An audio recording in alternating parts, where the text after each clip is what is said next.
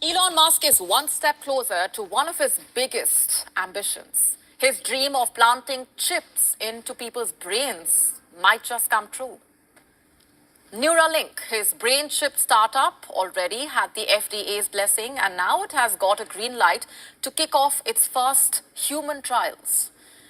The approval comes from an independent review board and a hospital.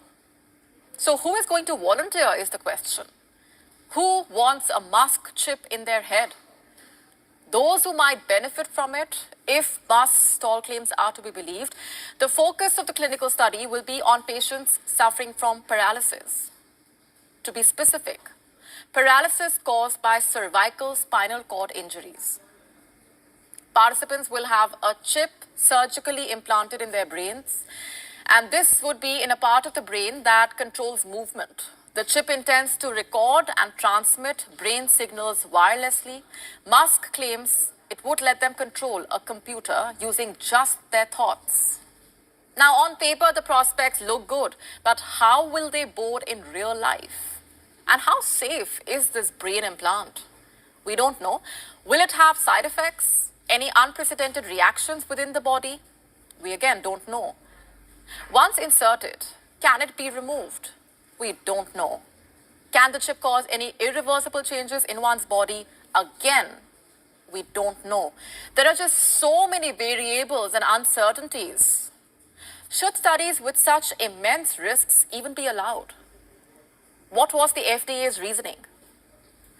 Last year, it scrapped Neuralink's request to fast-track human trials, but back in May, it approved the company for an investigational device exemption. As in, it allowed the use of Musk's brain implants for clinical studies. So what changed? What were the FDA's initial concerns? The primary one was the device's lithium battery. The chip's tiny wires could also migrate to other areas of the brain. And even if it is successfully implanted, it wasn't clear if it could be taken out without damaging the brain tissues. So how were these issues exactly resolved? The FDA did not disclose that. In fact, its green light came at a time when Neuralink was already under federal scrutiny. What for, you ask? Over its tests on animals, and reports say the trials caused unnecessary suffering. Ex-employees have characterized the tests as hack jobs.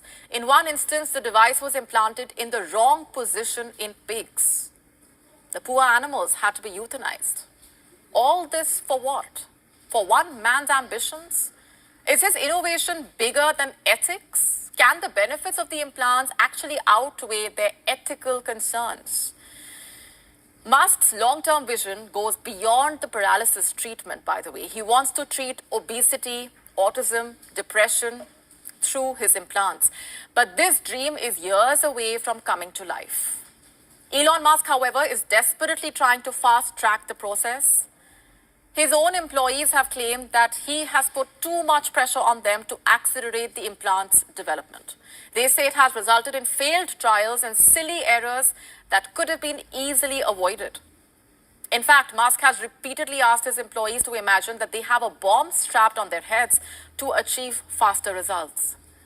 Despite Musk's desperation, the clinical trials are going to run for the coming 6 years. Of course, there will be a lot of trial and error. Even if the implants prove safe for humans, a decade or more could pass before its commercial use is authorized. And when that finally happens, how would the chips be used?